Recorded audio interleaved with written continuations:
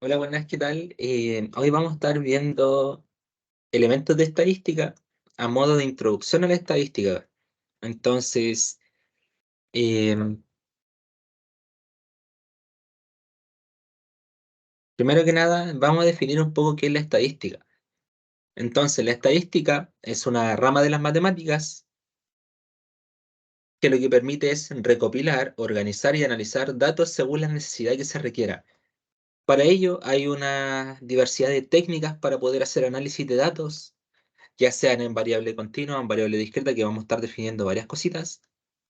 Y a partir de esto nosotros vamos a estar definiendo con lo que vamos a trabajar durante este curso.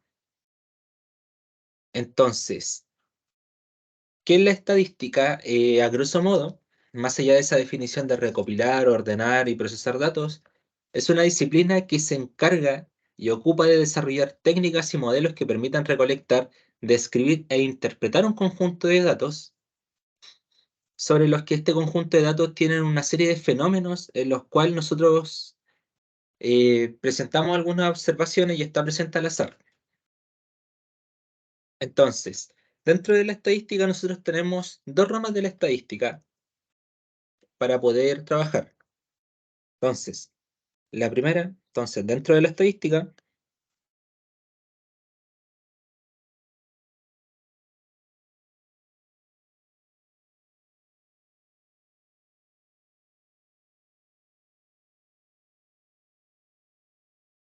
hay dos clasificaciones.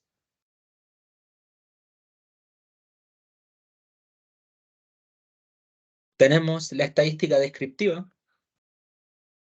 y estadística inferencial. Entonces, descriptiva e inferencial.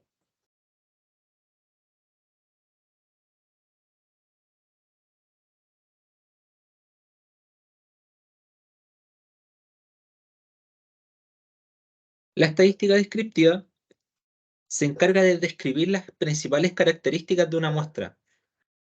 Entonces, dentro de esto nosotros vamos a tener diversos métodos para poder organizar los datos, métodos para calcular medidas de tendencia central, que vamos a estar explicando qué son, métodos para calcular medidas de dispersión, medidas de posición, etcétera, etcétera, etcétera.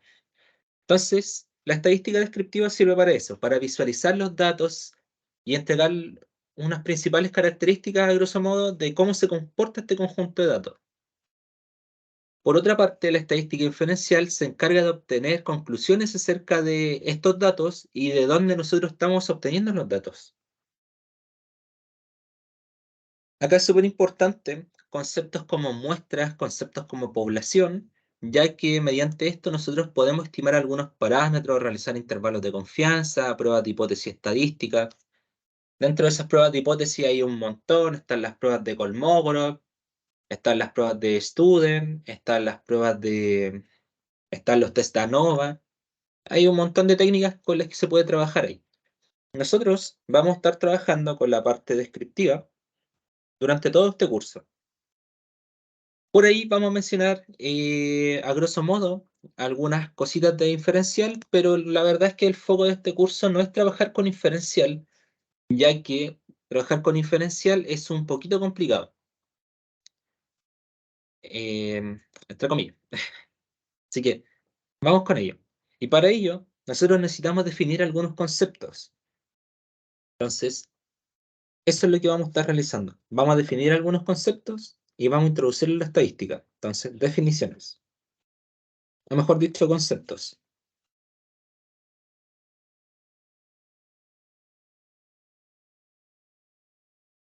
Eh, uno, el primer concepto que nosotros vamos a estar definiendo va a ser el concepto de población.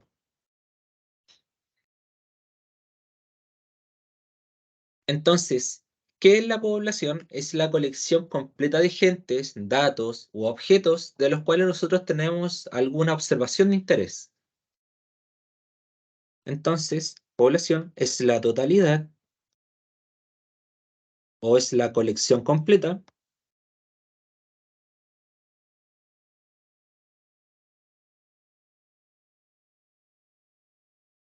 de gente, datos u observaciones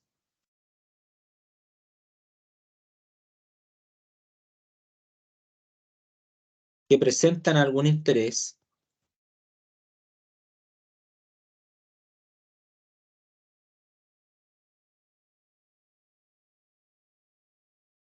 de estudio.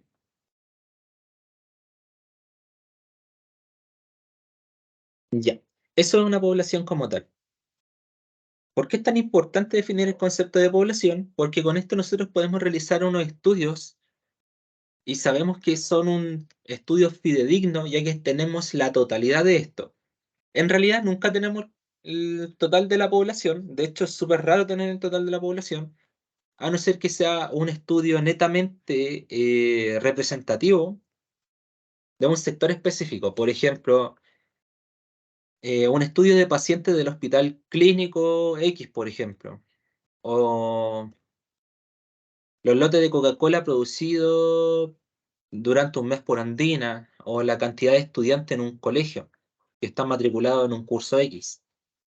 Ahí en ese caso nosotros tenemos la población completa. Pero fuera de eso, igual es un poco raro encontrar un estudio que tenga la población total, em,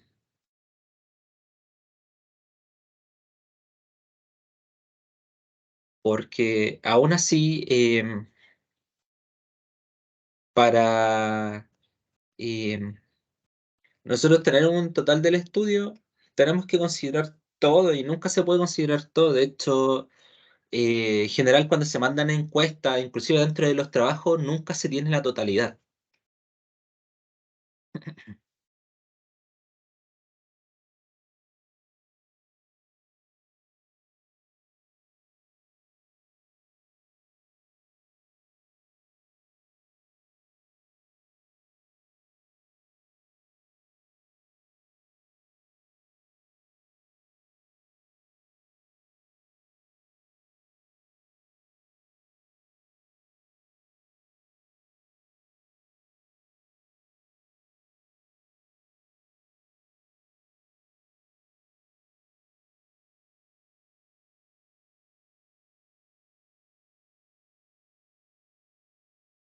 Ya. Inclusive, dentro del censo como tal, que se realiza constantemente en Chile, igual es raro tener todo, ya que no se puede abordar la población completa por X motivo. Por ejemplo, o no cuentan con la vivienda suficiente, o no están dentro de un registro como tal, o no figuran en algún hogar como tal, y eso difiere en algunas cositas como el registro social económico, pero ya ese es otro tema. Pero como decimos, obtener la población total igual es un poquito raro. Por otra parte, o algo que no es raro, es las muestras. Entonces, muestra.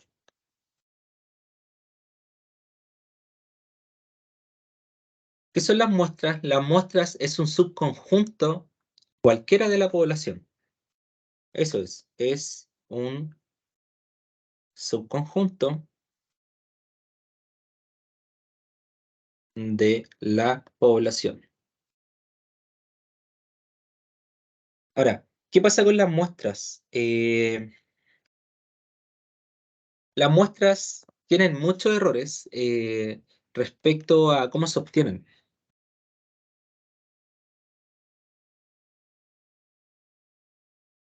Entonces, ¿cuáles son estos errores? En general se deben a bajos márgenes de estadística, a errores de encuesta, a sesgos como tal, que pueden surgir por diferentes cosas. Por ejemplo, que se haya sesgada cierta población por sobre otra, que no se define muy bien lo que se va a preguntar o lo que se quiere lograr, em, errores de especificación de población, errores de selección también, errores por falta de respuesta, que esto en general, errores por falta de respuesta no es error de muestreo, pero sí se considera parte de error ya debido a que perturban los datos como tal. Em, Contaminaciones también dentro de esto, y todo esto provoca que las muestras como tal no sean representativas de la población, que al final eso es lo que uno termina buscando, que la muestra sea representativa de la población para poder hacer un tratamiento de datos y al final alcanzar y suponer, en base a algunas cositas, que la muestra sea representativa de la población y efectivamente poder trabajar la población total a partir de una muestra. Em, Dentro de las muestras nosotros vamos a tener diferentes restricciones que son de tipo práctica, porque si no podemos desvivirnos buscando muestras.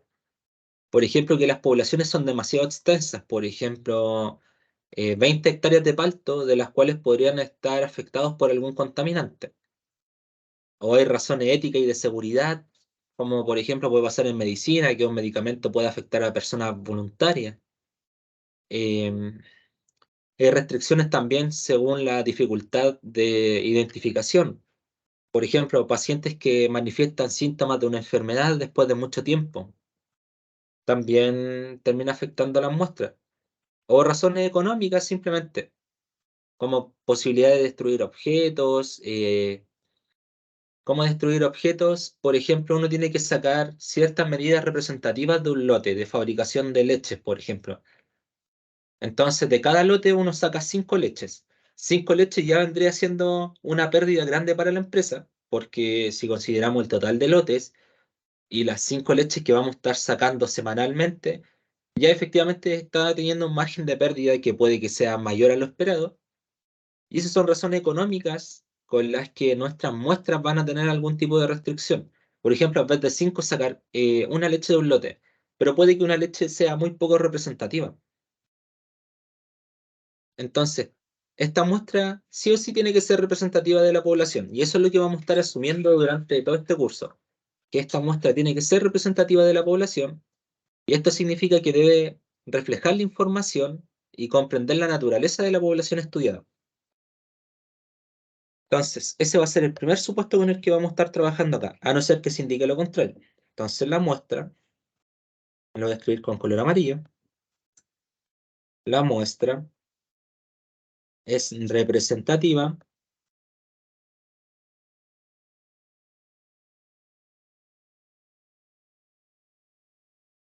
de la población. Esto en general nunca se asume. Para buscar que una muestra sea representativa de la población hay que hacer más cosas, hay que hacer test de hipótesis, hay que buscar normalidad quizás dentro de la población y dentro de la muestra, hay que buscar sesgos, etcétera, etcétera, etcétera. ¿Qué otros conceptos nosotros tenemos que abordar antes de poder estudiar como tal estadística? El concepto de variable. Entonces, ¿qué es una variable? Porque por ahí puede que los vamos a caer en el camino si es que no nos definimos. Entonces, una variable es una observación o alguna característica observable o susceptible de la cual nosotros podemos medirla y obtener diferentes valores o atributos. Entonces, es una observación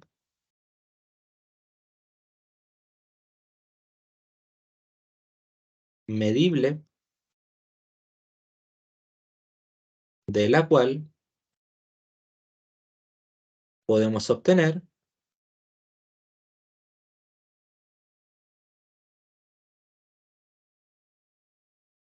diferentes valores o atributos.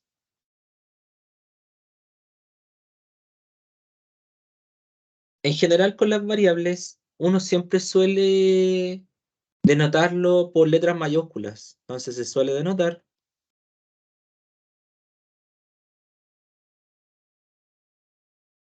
como, y aquí nosotros podemos denotarlo como X, Y, Z, punto, punto, punto, según nosotros necesitamos de nombrar variables.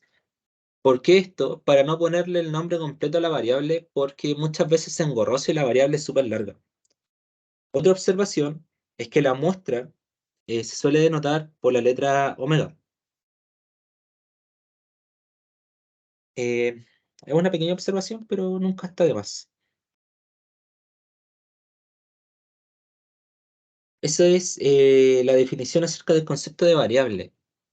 Eh, por ejemplo, no sé, dentro de la población nosotros vamos a entrar a un estudio de 100 personas que compran en una empresa de retail X y podemos observar las siguientes variables. Por ejemplo, el nombre de la persona, la edad, el estado civil, el número de integrantes por su grupo familiar, y a esto nosotros le podemos, no sé, nombre de la persona, X, la edad, Y, el estado civil, Z, el número de integrantes por su grupo familiar, W. Ya a eso le vamos asignando valores, 4, 3, nombre, etcétera, etcétera, etcétera.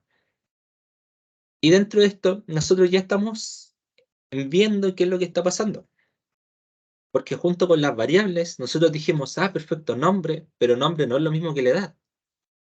Si bien son cualidades representativas de una persona, entre comillas, porque la edad no sé qué tan representativo es en algunos casos, el nombre más bien puede ser que sí, es una característica y un atributo único por persona. Bueno, igual hay personas que tienen el mismo nombre y el mismo apellido que se suele repetir, pero o si no quieren, pueden poner root.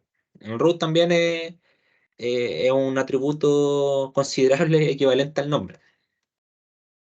Entonces, en base a esto, ya podemos ver que hay unas categorías dentro de las variables que tienen mayor y menor relevancia. Y en base a esto, como nosotros ya tenemos algunos conceptos claros, nosotros podemos tener algunas clasificaciones.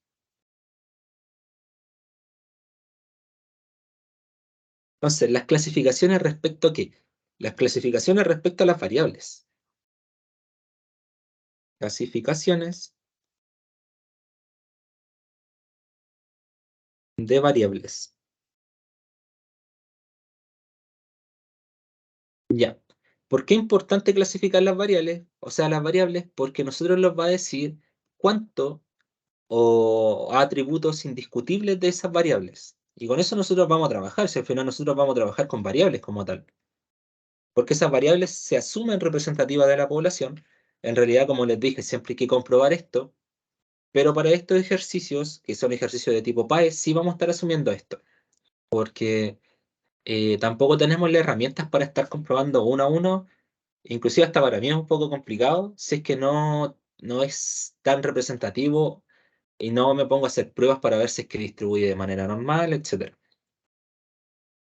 Y si no lo hiciera, eh, si fuera estadística no paramétrica, ya de por sí es un tema, porque habría que jugar con un poquito de ciencia de datos, porque eh, ya es una estadística un poco más compleja. De hecho, en general, la gente que suele estudiar sociología, gente que suele estudiar psicología, pedagogía como tal, intentan asumir que todas las muestras distribuyen de manera normal para hacer un estudio. Ese es como el cáliz de fuego, o lo que nosotros estamos buscando en realidad.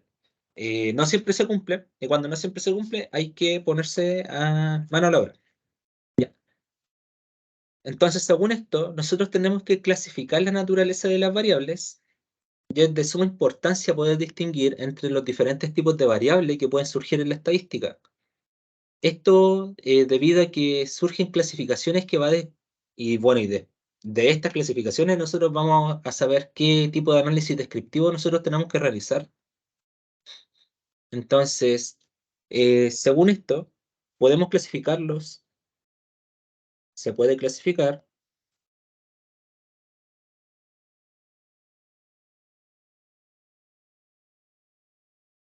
según diferentes criterios. Entonces, el primer criterio que nosotros vamos a intentar utilizar va a ser el criterio de la naturaleza.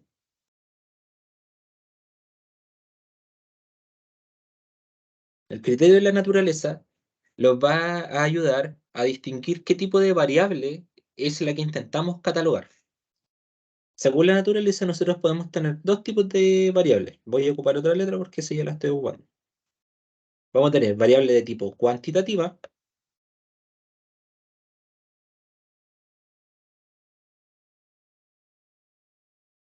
y vamos a tener variable de tipo cualitativa.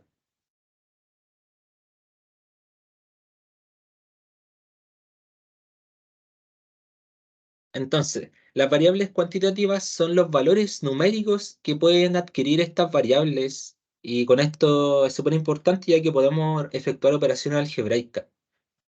Entonces, son variables de tipo numéricas.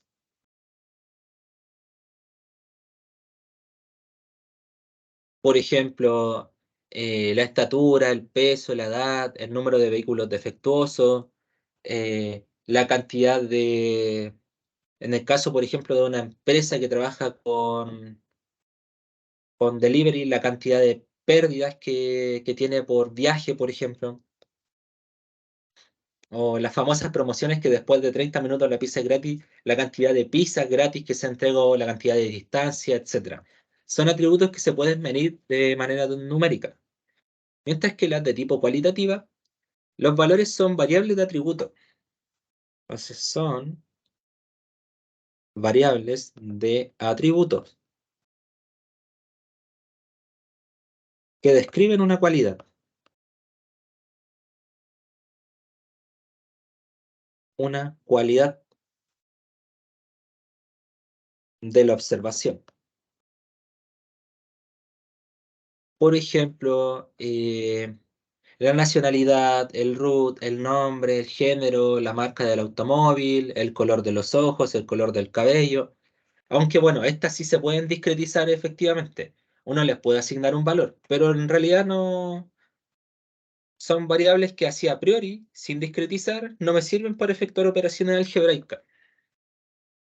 Entonces, describen solamente la naturaleza de la variable. Por eso se llaman clasificaciones según naturaleza. También podemos tener clasificaciones 2 según el tamaño del recorrido. Tamaño de recorrido.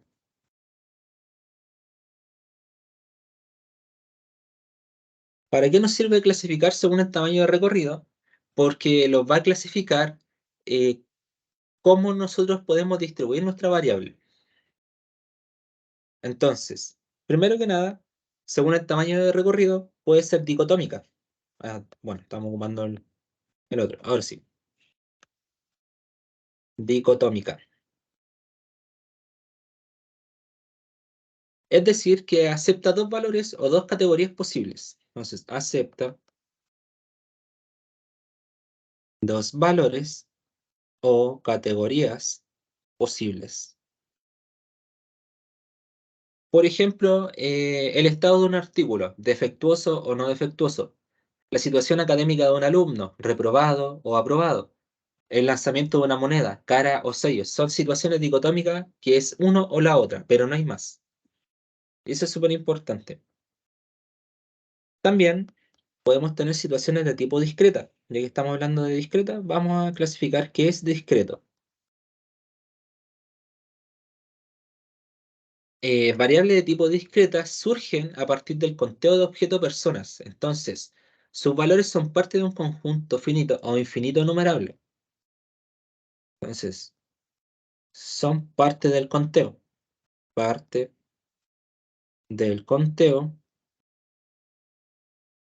de objetos o personas.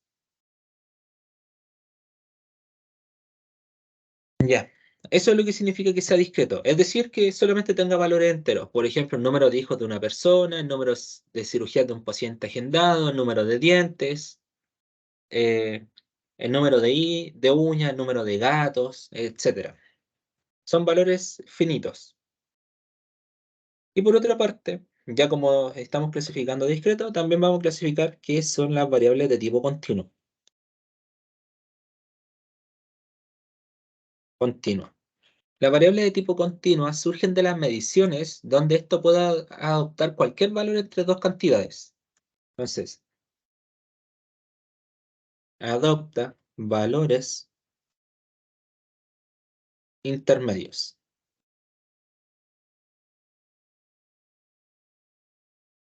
Por ejemplo, el peso en kilogramos, la estatura en metros, eh, la edad, sí podemos debatir un poquito con la edad, porque dependiendo si es que nosotros queremos trabajar la edad como un número cerrado, tiene 22, 23, 24, 25 años, son variables de tipo discreta.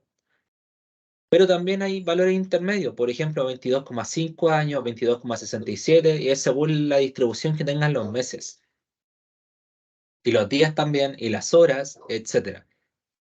El tiempo de duración de un proceso químico en segundos, por ejemplo, porque ahí nuevamente podemos entrar a debatir si es que es discreto o es continuo. Si es que el proceso químico en realidad no necesita mayor precisión, podemos decir que es discreto.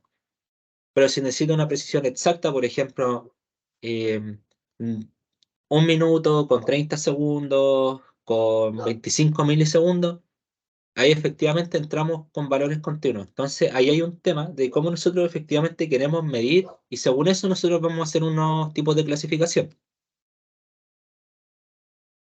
A eso se refiere con tamaño de recorrido. Por otra parte, también tenemos el nivel de medición. Número 3. Nivel de medición.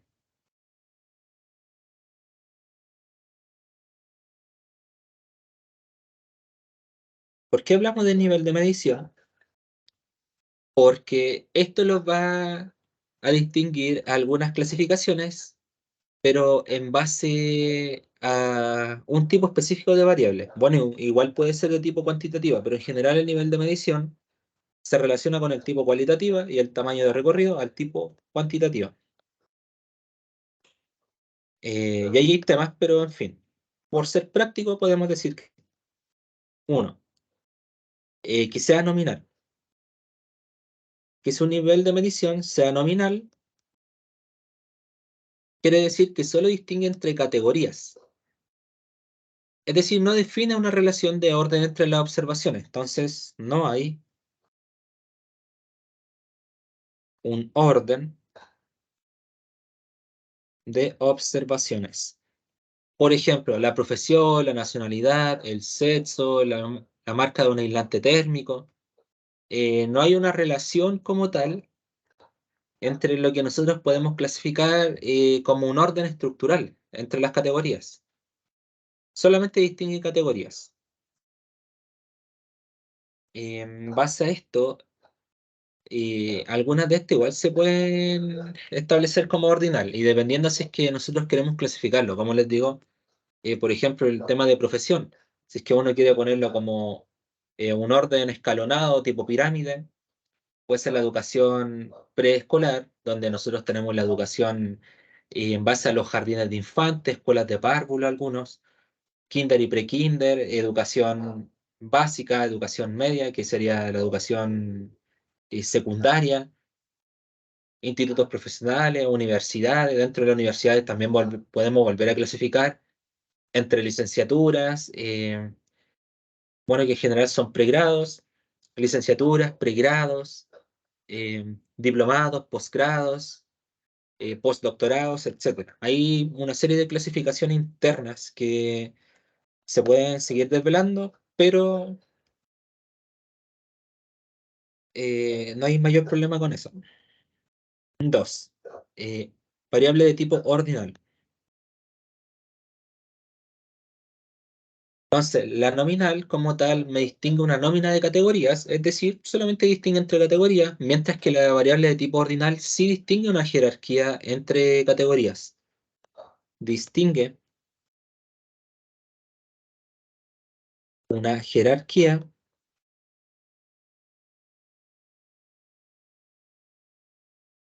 entre categorías.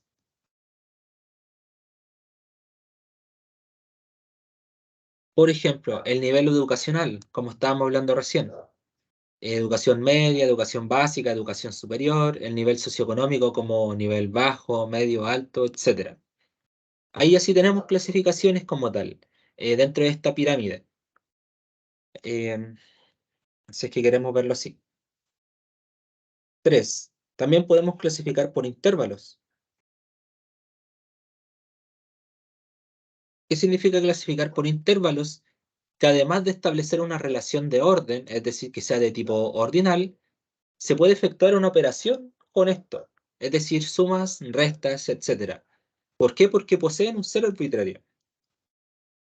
Entonces, posee un orden,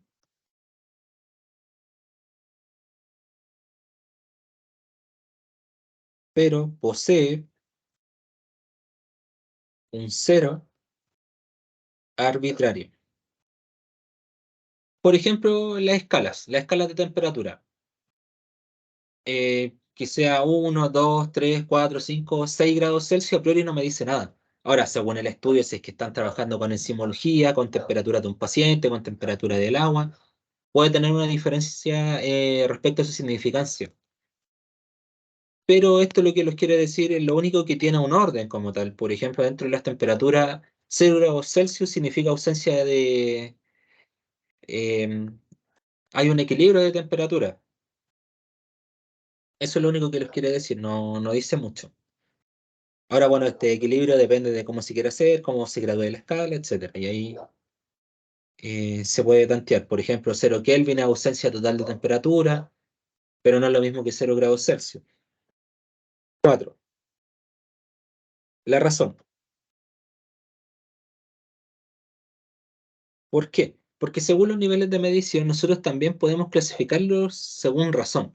Esto es equivalente al intervalo, pero con la diferencia que en este caso el cero sí es absoluto, que denota la ausencia de la característica. Entonces, es similar a intervalo,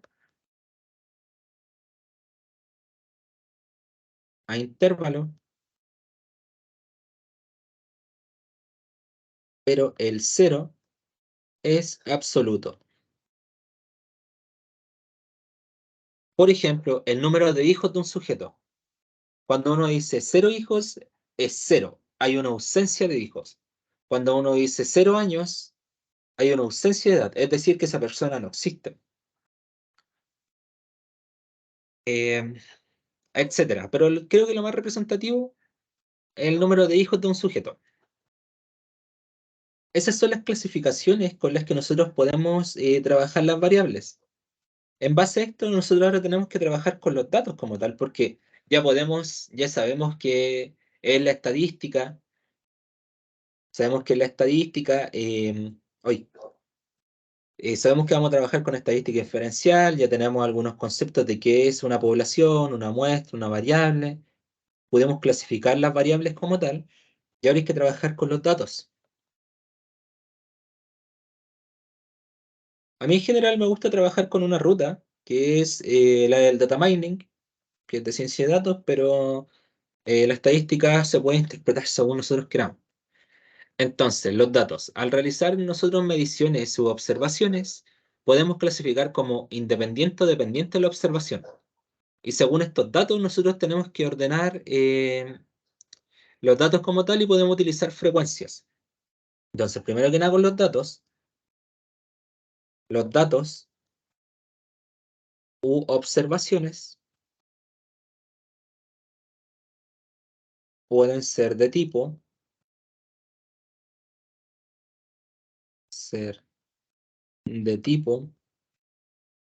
dependiente o independiente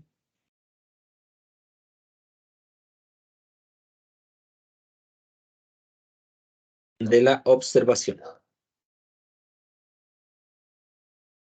Ahora, ¿qué es lo que pasa con esto? Que muchas veces esto cabe en la subjetividad. Por ejemplo, si uno quiere hacer un estudio de cuántos goles mete un equipo en un partido y va a 50 partidos distintos, puede considerar la temperatura como una observación dependiente. Porque según el equipo, si entrena, por ejemplo, en la cordillera todos los días y va a jugar a Calama, por supuesto que el rendimiento tiene que ser más bajo por la temperatura.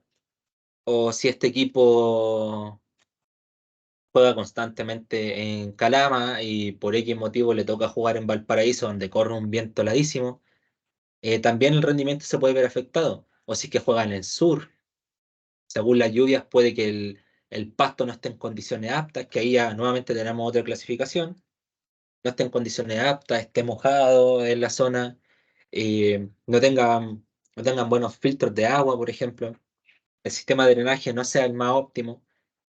Ahí nosotros vamos a tener que todas estas observaciones van a ser dependientes a lo que es el resultado final. Algunas observaciones independientes, por ejemplo, puede ser la hora del partido, que puede que igual sea dependiente. En base a esto, nosotros podemos observar cómo podemos obtener datos mediante el famoso proceso del KDD. Entonces, KDD. ¿Qué es el KDD? El KDD es un proceso de extracción y análisis de datos que surge con el término de minería de datos, que es Knowledge Discovery Database. Lo que intenta hacer esto es una serie de pasos con el cual nosotros podemos entrar, obtener minería de datos o ciencia de datos como tal, o Big Data incluso. De hecho, aquí tengo un pequeño resumen. Acá está.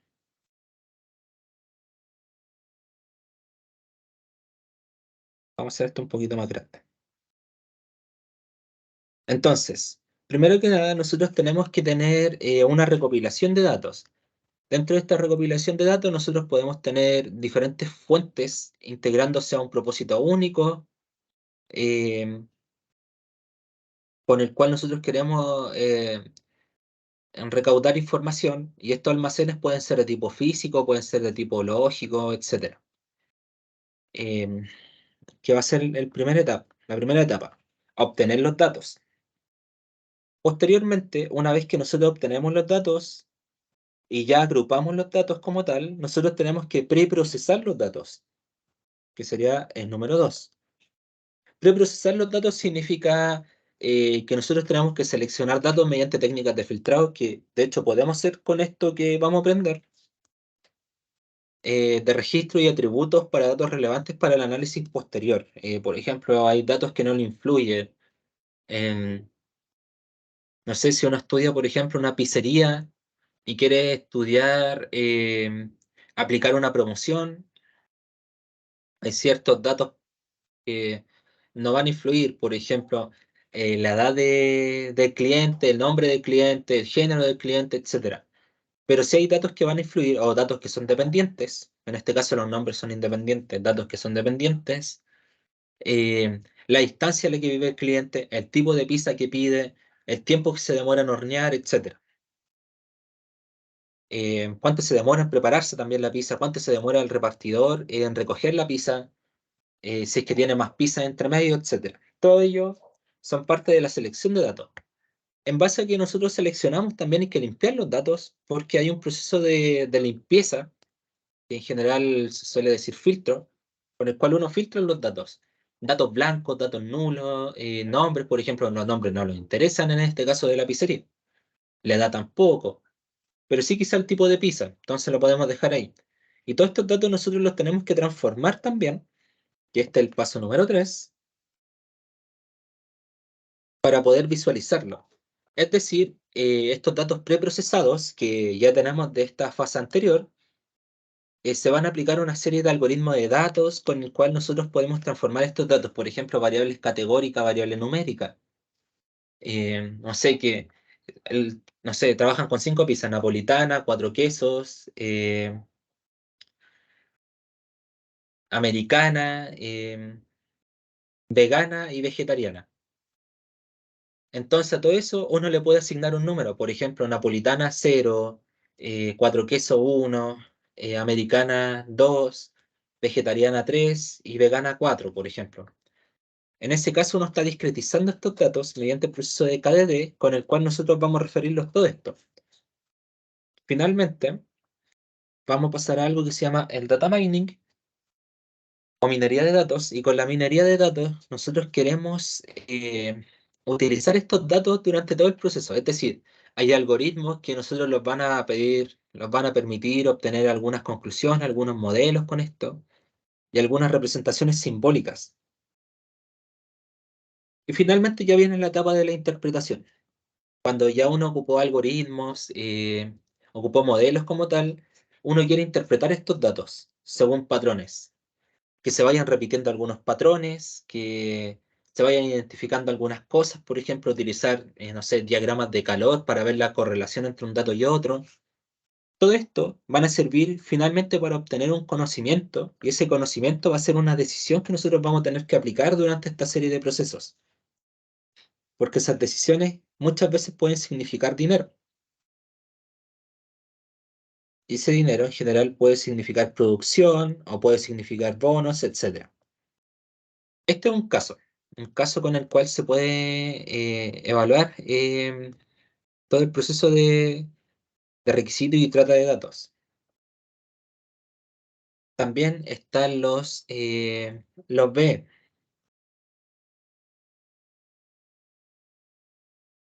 Entonces,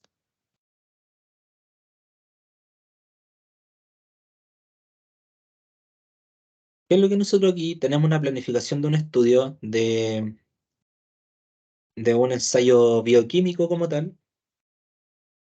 Entonces, o un ensayo clínico como tal. ¿Qué es lo que nosotros tenemos? Primero que nada, tenemos que tener una muestra. Tenemos que tener una población y esa población es representada por voluntarios que tienen una serie de requisitos. Posteriormente, nosotros escogimos y hacemos un diseño experimental en base a un fármaco, por ejemplo, podemos tener la concentración farmacológica y podemos tener una réplica cruzando, renderizando los datos. Posteriormente, estos datos, nosotros podemos saber concentraciones máximas, interpretar datos al final, y al final terminamos analizando los datos. Hacemos un análisis de varianza, que es una ANOVA, eh, valorizamos los datos, en este caso, para obtener conclusiones al final, que son factores que influyen en el resultado, redactamos un informe final, se discute la aprobación de un fármaco como tal, y si se dice que sí, genial. Si es que los datos son concluyentes, se siguen haciendo una serie de experimentos, pero en general ya está casi aprobado.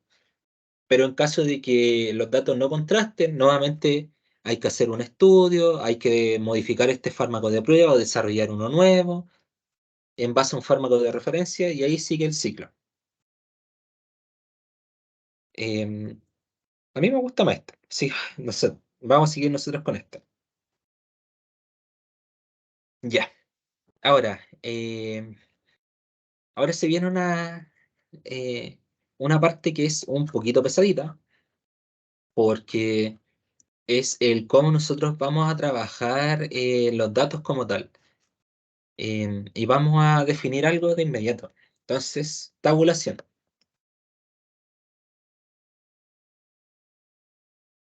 Y lo voy a poner con azul incluso. ¿Qué es lo que sucede en la tabulación?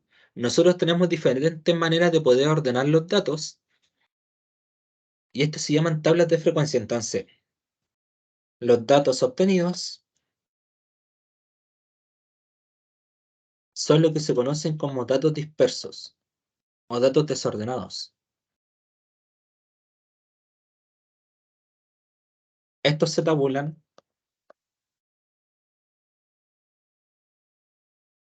según necesidades.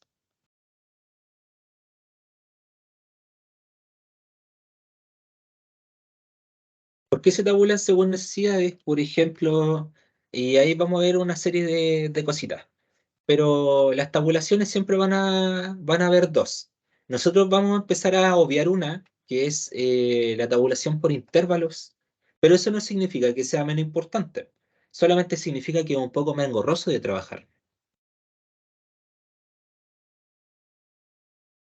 Entonces, eh, si uno tiene una serie de observaciones, por ejemplo, estos datos dispersos van a ser X, que va a ser una colección de datos X1, X2, X3, X punto, punto, punto, hasta X sub n.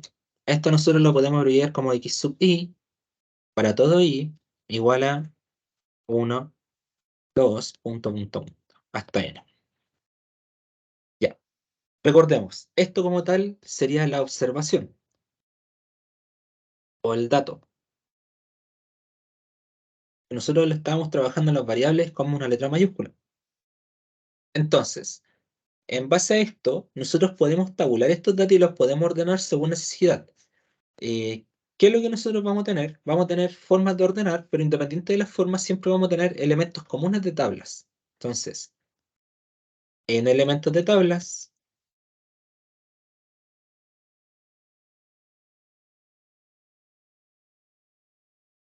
hay lo siguiente. Uno, frecuencias absolutas. Frecuencias absolutas. ¿Qué son las frecuencias absolutas? Las frecuencias absolutas son la variabilidad de esta observación dentro del estudio. Entonces, es la variabilidad de una observación. Es decir, si un estudiante tiene notas 1, 2, 3, 3, 3 y 4, uno puede hacer una tabla y decir, ya, la frecuencia absoluta de 3 sería 1, 2, 3, 3, 3 y 4. Ah, 3 está 3 veces como observación. Entonces, la frecuencia absoluta de 3 sería 3. Mientras que la frecuencia absoluta de 4 sería 1, porque solamente hay una observación con 4. Esto se suele denotar con la letra n sub i, ¿ya? Donde i es la observación correspondiente a esa. Entonces sería la frecuencia de esa observación. 2. Y en general hay súper poca, así que nosotros vamos a describir 3 nomás, porque el resto ya se deducen solas. Tenemos la frecuencia relativa. ¿Qué es la frecuencia relativa? La frecuencia relativa es la fracción de esta observación, del total de observaciones medidas de este estudio estadístico. Si es que es necesario, también se puede representar de manera porcentual. Entonces, es la fracción de la observación en el estudio. Esto se suele denotar como f sub i. De nuevo, i corresponde a la observación total. ¿Qué va a ser? N sub i, que es la frecuencia absoluta de esa información, sobre el total de datos. O sea, n, el total de datos que se obtiene dentro de las fracciones. Y también, como número 3, tenemos la frecuencia acumulada.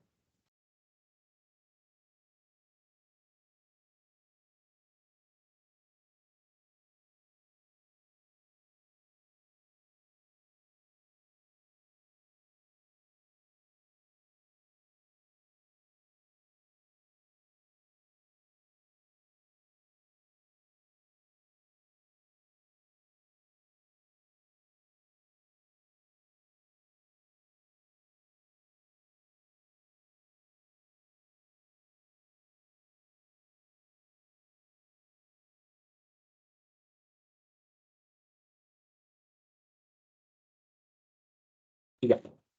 Eh, frecuencia acumulada.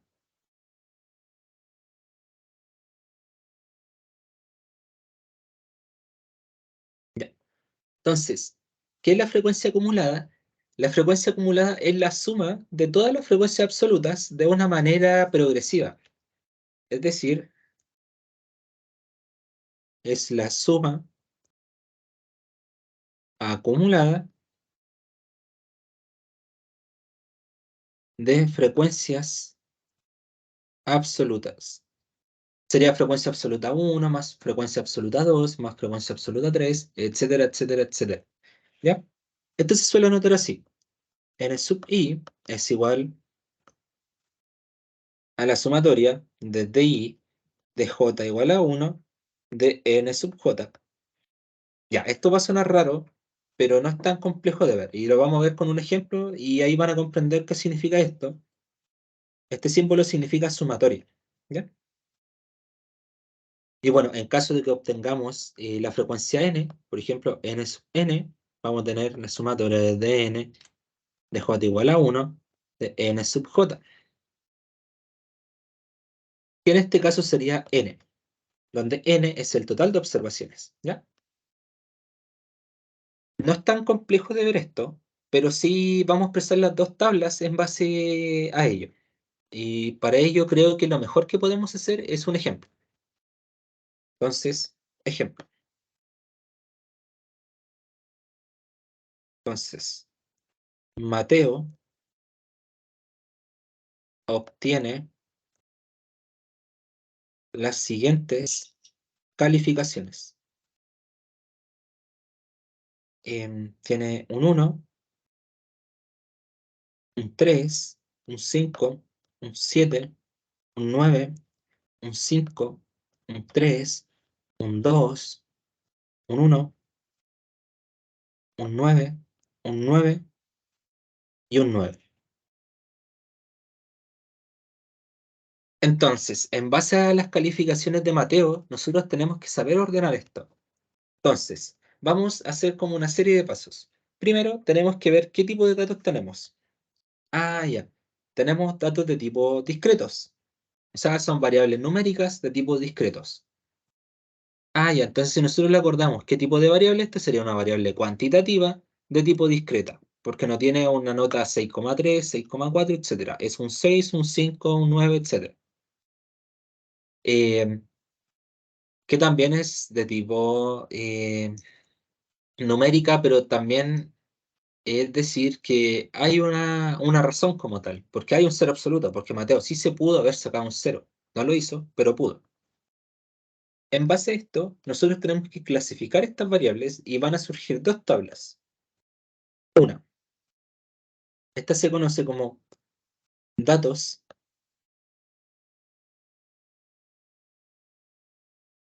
tabulados por tipo de variable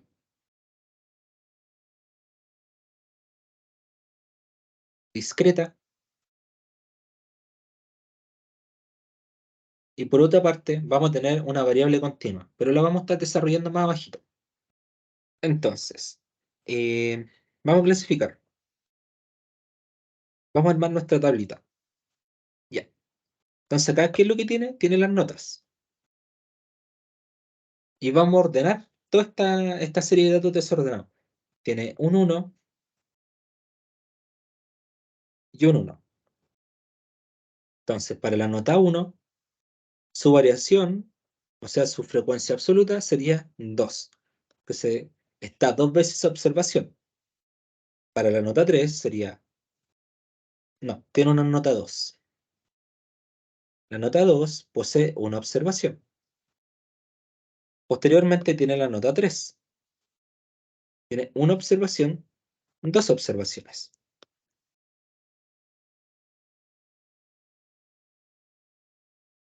Tiene la nota 5 posteriormente, y la nota 5 tiene dos observaciones.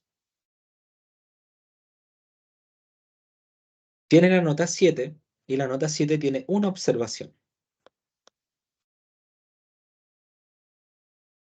Y tiene también la nota 9. La nota 9 tiene un total de 1, 2, 3 y 4 observaciones. Ya. Entonces ahí tenemos las frecuencias absolutas que tiene nuestro ejemplo. ¿Qué más tenemos? Tenemos frecuencias relativas, que los decía. F sub i es igual a n sub i sobre n, donde n es el total de datos. Nosotros no sabemos cuánto vale n, así que vamos primero que nada a hacer la frecuencia acumulada. Frecuencia acumulada, n mayúscula, sub i. Este símbolo de sumatoria lo que va diciendo es que va a estar sumando los términos posteriormente. Entonces, vamos a tener, por ejemplo, la sumatoria de 2. Nos dice, la sumatoria de 2 de j igual a 1 de n sub j. O sea, sería n sub 1 más n sub 2. Por eso es sumatoria, porque suma los términos. Ah, y entonces la sumatoria de 1, de j igual a 1, de n sub j debería ser solamente n sub 1. Exacto, en este caso sería 2, nada más. Posteriormente nos dice que sería n sub 1 más n sub 2. O sea, n sub 1 más n sub 2. Sería 2 más 1, 3. Y así podríamos estar jugando con esto. Ahora podemos hacerlo con 3 incluso. Ahora sería n sub 1 más n sub 2 más n sub 3, que sería esta posición. Sería 2 más 1 más 2. Y eso sería 5. Y así podemos seguir. Entonces el otro va a ser, eh, sería 5 más 2, 7, porque también se puede hacer hacia el lado. Porque recordemos que S viene siendo la suma de todos esos. Bueno, ahora 7 en este caso sería la suma de todos esos. 7 más 1, 8. Y 8 más 4 sería 12. Y eso es lo que nosotros denotábamos como n, cuando llega hasta n. O sea, hay un total de 12 notas que tiene Mateo. Ahora vamos a ver la frecuencia relativa. ¿Qué nos dice la frecuencia relativa? Sería la frecuencia absoluta dividida en el total de observaciones. Frecuencia absoluta en este intervalo 2. O sea, sería 2 sobre 12. 1 sobre 12. 2 sobre 12. 2 sobre 12. 1 sobre 12. Y 4 sobre 12. Y con eso tenemos todas las frecuencias absolutas. Y las frecuencias relativas. Y tenemos la frecuencia absoluta, las frecuencias relativas. Y las frecuencias acumuladas también. Estas frecuencias relativas también se pueden expresar como porcentaje. O sea, se pueden expresar como f sub i porcentual. ¿Cómo así? Solamente sería la frecuencia de ese intervalo, o sea, 2 sobre 12 por 100%. Y eso nos daría un total. 1 sobre 12 por 100%, 2 sobre 12 por 100%, 2 sobre 12 por 100%, 1 sobre 12 por 100% y 4 sobre 12 por 100%. Ya que tenemos las porcentuales, también podemos decir que hay una frecuencia absoluta acumulada o porcentual acumulada, como quieran verlo. Entonces, esta no tiene símbolo como tal, pero suelen anotarlo con la letra F mayúscula, F sub I. O sea, aquí sería 2 sobre 12. 2 sobre 12 más 1 sobre 12, 3 sobre 12. 5 sobre 12, 7 sobre 12. 7 más 1 sobre 12 sería 8 sobre 12. Y 8 sobre 12 más 4 sobre 12 sería 12 sobre 12. Es decir, 1. Y por otra parte, si empiezan a sumar con los porcentajes, van a llegar a un total de un 100% también. Y eso es súper importante, ya que este como tal les dice la cantidad de datos que tienen y ese les dice si es que sumaron bien todos los datos. ¿Ya? Esos son datos tabulados de manera discreta. También se pueden hacer de manera continua, pero es un poquito más raro.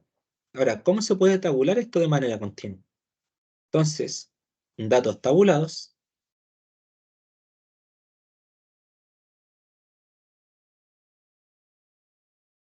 continuos. Vamos a seguir con el mismo ejemplo de Mateo. Entonces, ya que tenemos las notas las podemos modificar un poquito. Podemos variar ese parámetro. Notas. ¿Cuándo podemos variar ese parámetro? Por ejemplo, si es que él tuviera notas de 0 a 100 o de 0 a 10, por ejemplo. Si es que es de 0 a 10, podemos agrupar por intervalo. Decimos, perfecto. Mateo obtuvo desde un 0 hasta un 2. Desde un 2 hasta un 4. Desde un 4 hasta un 6. Desde un 6 hasta un 8. Y desde un 8 hasta un 10. ¿Esto cuándo se suele hacer? Se suele hacer cuando hay muchos datos, en general sobre 30, 40 datos, ya uno suele empezar a obviar un poquito las cosas. En base a esto también podemos clasificar. Podemos hacer lo mismo, n sub i. ¿Cuántas notas están entre 0 y 2? Sería una nota, dos notas, o sea, 0 y 2 excluyendo. Una nota, dos notas. Entre 2 y 4 excluyendo. Tendríamos una, dos, 3 y no tenemos 4, así que sería 3 notas. Entre 4 y 6 podemos tener 5, ahí bueno tenemos 2 como tal y no hay más. Entre 6 y 8 tenemos 1, y 1. Y entre 8 y 10 tenemos 1, 2, 3 y 4. Entonces, si suman, tienen 2 más 3, 5, más 3, 7, más 1, 8, más 4, 12. Siguen teniendo la misma cantidad de datos. Y bueno, y ahí también pueden seguir haciendo los mismos criterios. Pueden obtener la suma de los datos, pueden obtener la frecuencia, o sea, la frecuencia relativa primero, posteriormente pueden tener la frecuencia acumulada. eh, si es que quisieran, también podrían obtener la frecuencia relativa porcentual, etcétera, etcétera, etcétera. Y esto ya se los dejo de tarea para ustedes, para que puedan jugar un poquito y discriminar qué datos se podrían agrupar por intervalo y cuáles no. Por ejemplo, por eso el registro social económico se agrupa por percentiles, porque son muchos datos. Y es un poco complicado trabajar uno por uno. Ya, esos son los tipos de variables con los que nosotros vamos a estar trabajando. Como les dije, nosotros igual vamos a trabajar con esto. Que no entre no significa que nosotros no lo vamos a evaluar. Pero, o sea, que yo igual se los voy a enseñar. Pero no le voy a dar tanta importancia como a la que sí le podemos dar a los datos tabulados por variables discretas, que es el énfasis que tiene el curso. Y también saber que esto los puede ayudar un poquito a graficar, porque de hecho los datos no es una manera tan representativa de poder graficar y obtener mediciones, porque podemos perfectamente tener una tabla con 1 millón de datos y eso no nos dice mucho. Entonces ahí surge una pequeña ayudita, que son los gráficos. Gráficos. Entonces, ¿qué son los gráficos? Al igual que las tablas de frecuencia, los gráficos sirven para visualizar un orden de los datos. Entonces, los gráficos son un apoyo visual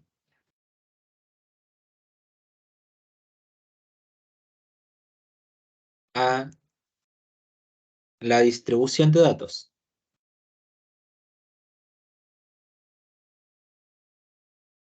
Es decir, por ejemplo, visualizar en este caso cuántas notas tiene Mateo. Verlos como porcentaje también, hay distintos tipos de gráficos que los pueden ayudar. Ya. Dentro de los tipos de gráficos, nosotros por fines pares vamos a ver unos gráficos súper acotados, que van a ser 6 o 7, no lo sé, que los describen los datos de una manera súper común. Entonces, primero que nada, hay un gráfico que nosotros tenemos que ver que se llama el histograma. Y nosotros vamos a estar explicando un poquito para qué nos sirve cada gráfico. Entonces, histograma. Entonces, ¿qué es un histograma? Un histograma permite representar frecuencias de variable de nivel de intervalo de razón. Y bueno, muchas veces si es que son discretos, también se pueden llevar a observaciones continuas, etcétera. Pero lo que pretende graficar un histograma son frecuencias. Entonces, es un gráfico óptimo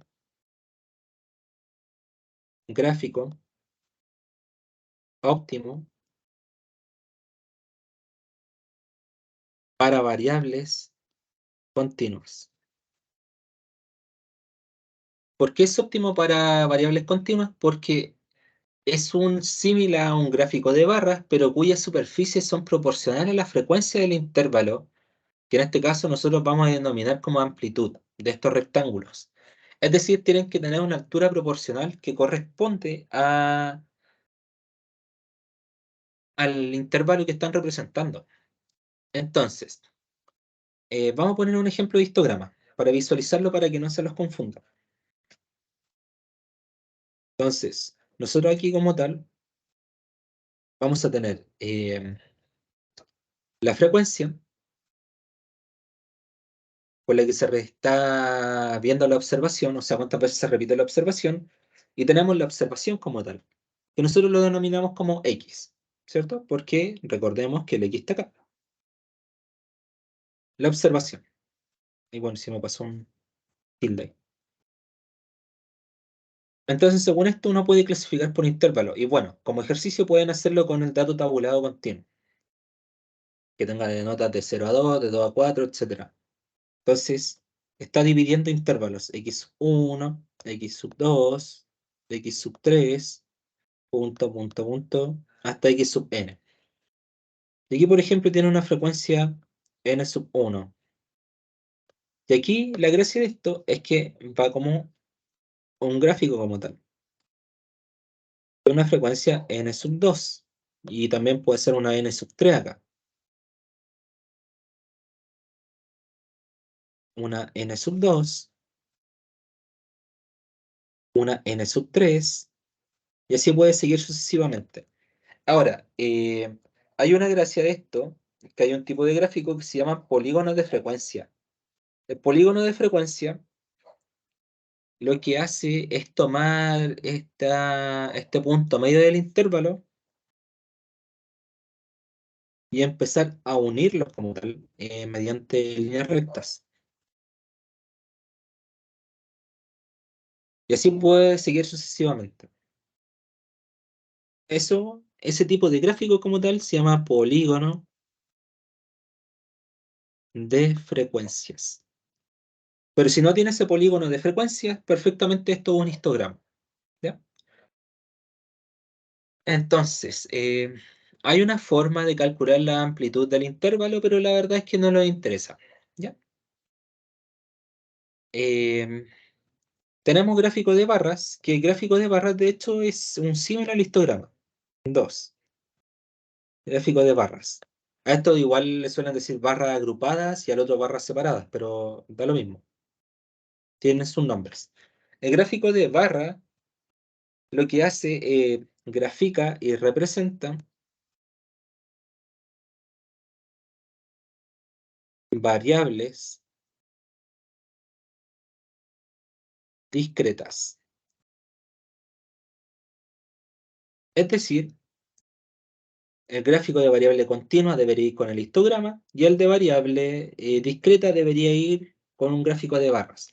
En realidad es perfectamente lo mismo. Miren, vamos a terminar de quitar este gráfico. Ya. N sub i y x. Aquí, por ejemplo, podemos tener x1, x2, x3, punto, punto, punto. Aquí podemos tener un n sub 1, un n sub 2 y un n sub 3. Pero el gráfico de barra lo que hace es representar básicamente por barritas el comportamiento de esta como tal, pero separado. Esto es un gráfico de barras simple, ¿ya? Para que no haya más complicación. Si ustedes van a Excel, yo creo que va a ser el más común que van a encontrar. Y Excel, de hecho, les da una serie de sugerencias con los gráficos.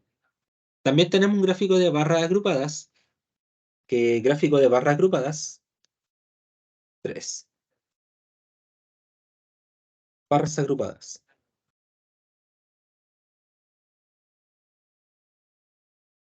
¿En qué consiste el gráfico de barra agrupada? Que este tipo de gráfico permite la asociación de variables. Entonces, permite comparar variables discretas. Permite comparar variables solamente. Porque igual se puede hacer un gráfico de variables, o sea, un gráfico de barra agrupadas con variable continua y discreta. O sea, al final son similares. Entonces, por ejemplo, nosotros aquí le vamos a poner observaciones. Observaciones y n sub i. Entonces aquí podemos tener una observación x sub 1, x sub 2, x sub 3, una observación y sub 1, y sub 2, y sub 3, y una observación, por ejemplo, k. K sub 1, k sub 2 y k sub 3. Y podemos tener valores para esto. Por ejemplo, para ese puede ser S, S y S. Para el otro puede haber un incremento. Vamos a poner un incremento solamente para hacerlo un poco más dramático. Y al otro vamos a ponerle que vaya una disminución. Ya. Entonces, en ese caso, esto perfectamente, puede haber una distribución de los niños por tipo de colegio y el rendimiento escolar, por poner un ejemplo. Donde aquí, por ejemplo, podemos tener los colegios particulares, los colegios municipales y los colegios privados. Aquí, no sé, podemos tener el número de niños y estas van a ser las notas. Poniendo un ejemplo, según el desempeño o el rendimiento y el número de niños.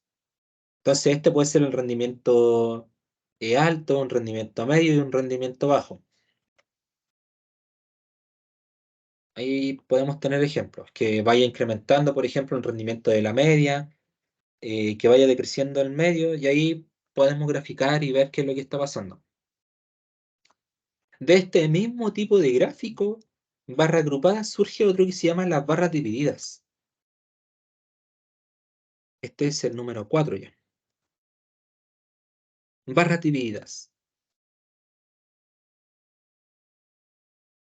Las barras divididas surge de este mismo, no hay mucha diferencia. Pero las barras divididas permiten estudiar la distribución de frecuencias dentro de la variable. Permiten estudiar la distribución de frecuencias en las variables. Por ejemplo, vamos a tomar este mismo gráfico, el gráfico anterior, y lo vamos a llevar a un caso de barras divididas. Entonces, acá nosotros vamos a tener la observación, el colegio, el dato y la observación. Y por ejemplo, el de barra dividida, hay hay un menor porcentaje acá, después crece y después decrece. Con el número rojo va incrementando, incrementando, incrementando, y ese también. Y la barra amarilla aquí va decreciendo.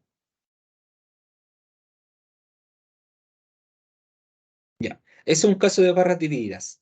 Es exactamente lo mismo, no hay ninguna diferencia, pero en este caso se va agrupando así como para ver un contraste. Ah, ya, sí, efectivamente fue disminuyendo, fue aumentando, etcétera. Hay otro tipo de gráfico que a mí me gusta mucho, que se llaman los diagramas de dispersión.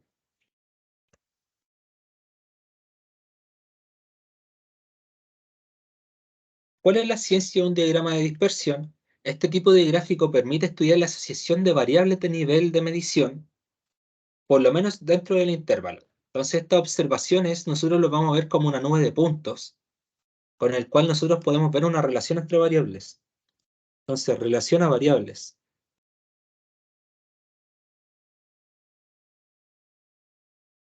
Por ejemplo, nosotros tenemos una variable independiente, o una variable solamente, y otra variable. Entonces, nosotros podemos ver que estas están correlacionadas. Por ejemplo, el ingreso familiar con el número de días de vacaciones, por poner un ejemplo. El ingreso familiar puede ir incrementando para allá, el número de días también va incrementando para allá. Entonces, si nosotros vemos este tipo de gráficos, probablemente los vamos a contar con algo así.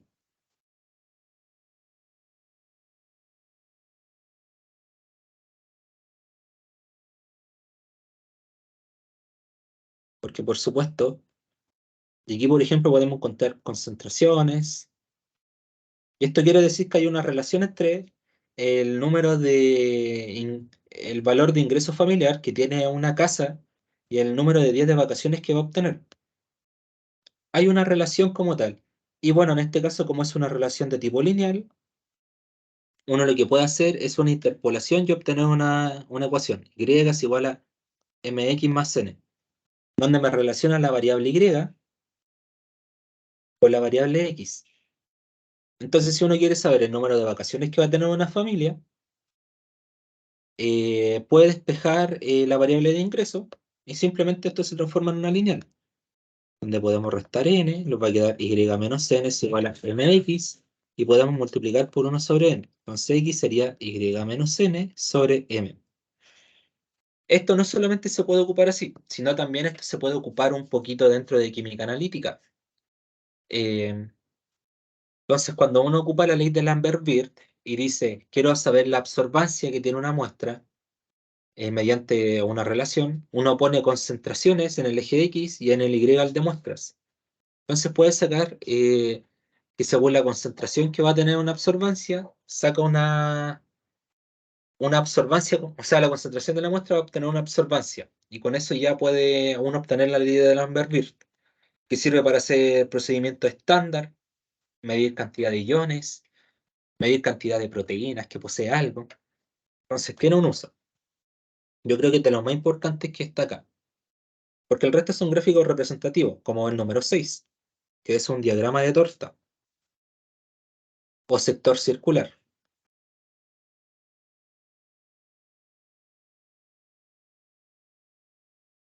Entonces, un sector circular permite representar diferentes niveles de variable cualitativa o cuantitativa según los valores que posean. En este caso no distingue mucho, representa fracciones como tal. Eh, entonces, representa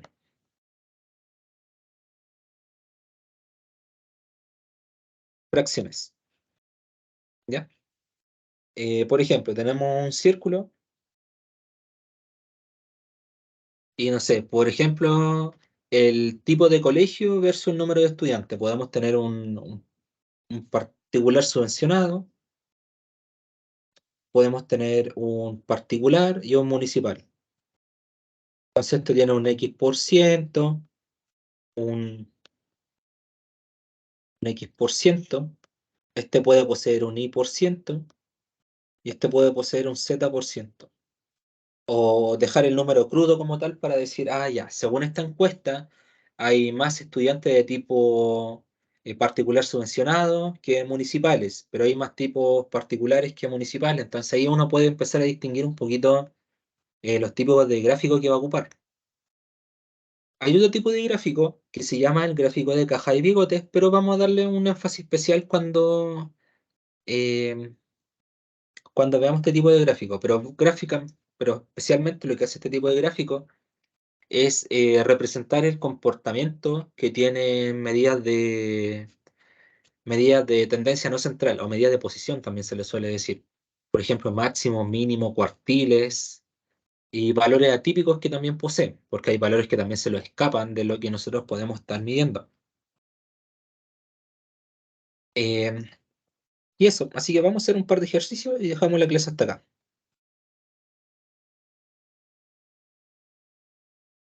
Ese, por ejemplo,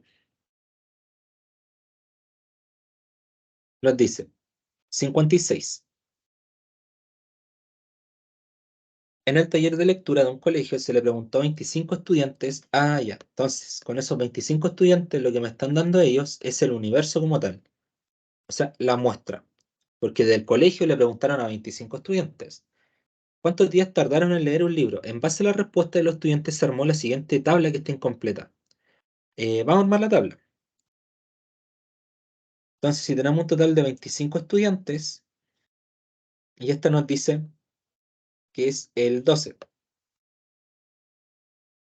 o sea, es el 12%. Uno puede decir y empezar a hacer relaciones. Dice, según cantidad de días, por ejemplo, frecuencia sería 2. 2 es a 0,08 o 8%, así como, por ejemplo, este que sería 0,12 o 12%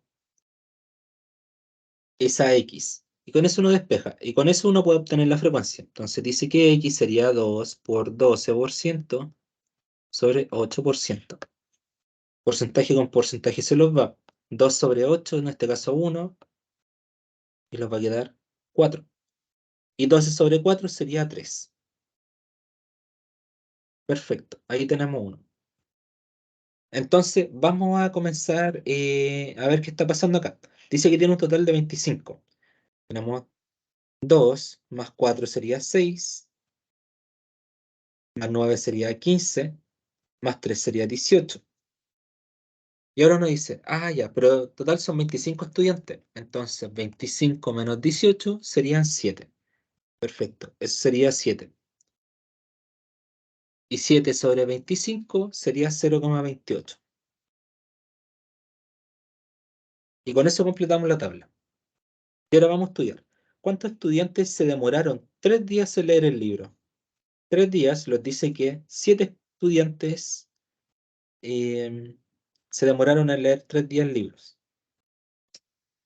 Ese tipo de preguntas son las que salen acá. En realidad no son preguntas que em, sean tan desafiantes, pero hay que leerlas bien, que muchas veces tiene complicaciones al leer. La 57 dice, en la siguiente tabla se presenta la cantidad de hijos que tienen las familias que viven en un edificio. Dice la cantidad de hijos y la frecuencia con la que las familias tienen esa cantidad de hijos. Dice, ¿cuántas familias viven en ese edificio? Si consideramos que hay 6 familias que tienen 0 hijos, nosotros ya ese dato lo está diciendo que podemos sacar la frecuencia acumulada, frecuencia absoluta acumulada. Entonces sería 6, 6 más 3 sería 9, 9 más 2 sería 11, 11 más 3 sería 14 y 14 más 1 sería 15. ¿Cuántas familias viven en el edificio? 15.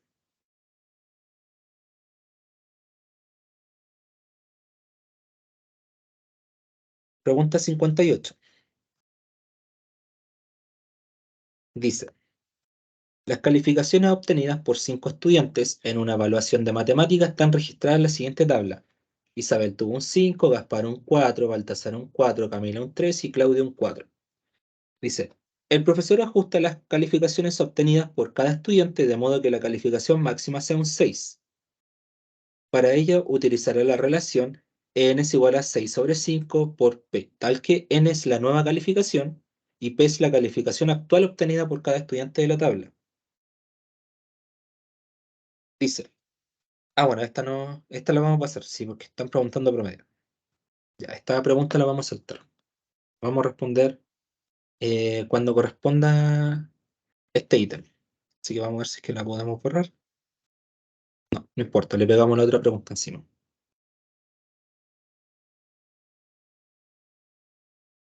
Ya, esa vamos a ver si es que la podemos agrandar para tapar la anterior. Perfecto. Ya, dice, en el gráfico adjunto se representan los resultados de una encuesta aplicada a 50 estudiantes de 2 cuartos medios de un colegio. Entonces, me están dando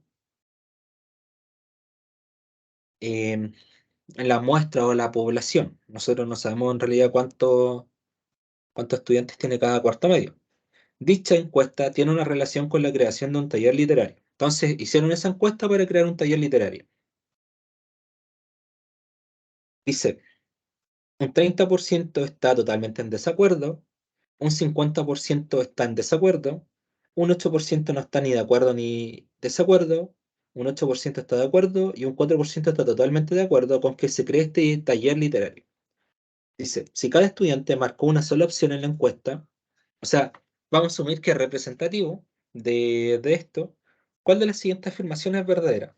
Dice, más de la cuarta parte de los estudiantes están totalmente en desacuerdo con la creación del taller. Totalmente en desacuerdo sería un 30%. La cuarta parte sería un 25%. Entonces, sí, más de la cuarta parte está totalmente en desacuerdo con la creación del taller. Más de la mitad de los estudiantes respondieron en desacuerdo en la encuesta. No es más de la mitad de los estudiantes, de hecho es la mitad justa, porque es un 50%. Dice, las 3/5 partes de los estudiantes están totalmente en desacuerdo con la creación del taller. 3/5 es lo mismo que decir 0,6 o el 60%. Dice, 3/5 partes de los estudiantes están totalmente en desacuerdo con la creación del taller. De hecho, es en la mitad de esto.